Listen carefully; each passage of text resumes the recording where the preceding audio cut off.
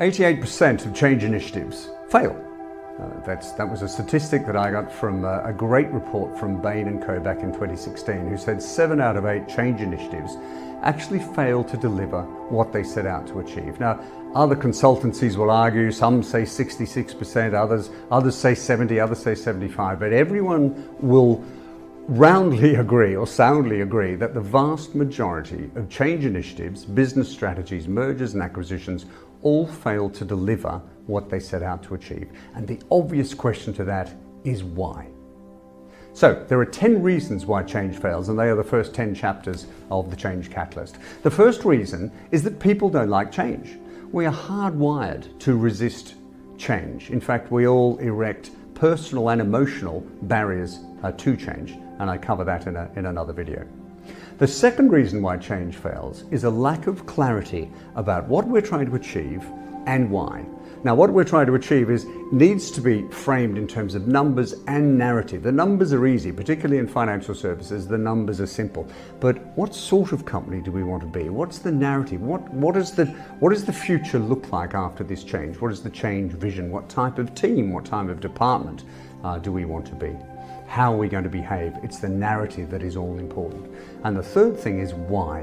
Why are we undergoing this change? And too many change initiatives fail because they don't fully appreciate or explain why. And that why needs to be both logic and emotional.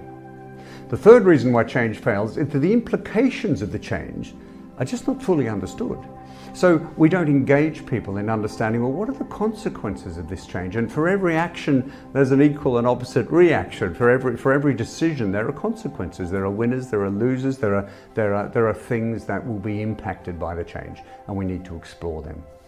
The fourth reason why change fails is an obsession with process over outcomes. Now, process is really important, but we should never take our eye off what it is we're trying to achieve in terms of business outcomes. In fact, a process without an outcome is just a roadmap to nowhere.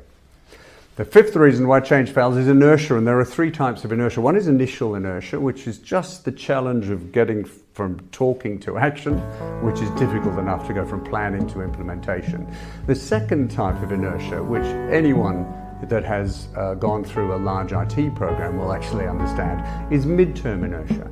And that is any big IT program, it ends up being like a locomotive running down the tracks with gaining such momentum that it's politically impossible to jump out and say, stop, are you sure we should be headed in this direction? And what we need to do is actually have some pauses for reflection. Often we don't, and we just power on through, and it ends up costing so much more money and taking so much more time. And the third type of inertia that a lot of companies and a lot of change initiatives suffer from is complacency.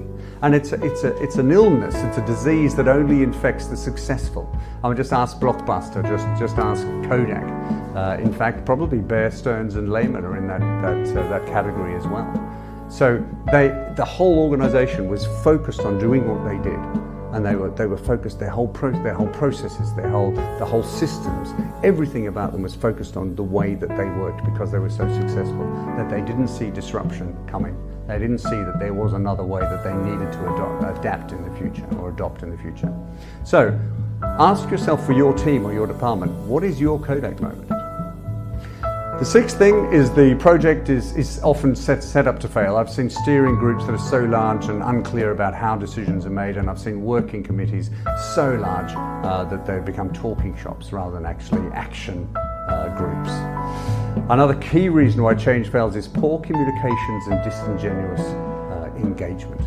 So a lot of change initiatives just use broadcast communications. We forget that we need to listen, and when we do listen, we need to listen to understand, not just to listen to reply. The eighth reason, and this is critical, is we forget that emotions trump logic every single time. Emotions are 4 times more powerful than logic.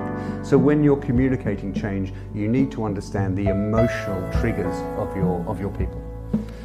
The ninth and penultimate reason is a change-averse culture. I've seen cultures that pretend to be innovative and collaborative but are anything but. And you have to have a change-ready culture if you want to succeed. You know, are your people ready, willing and able to adopt new ways of working? Are they ready to suggest new ways of working? And the last reason, number 10, of why change fails is leadership. Actually, leadership was also 1 to 9 as well, but this time it's the leadership doesn't stay the course. Leadership has to keep their eye on the ball the whole time because the forces against change are just too strong.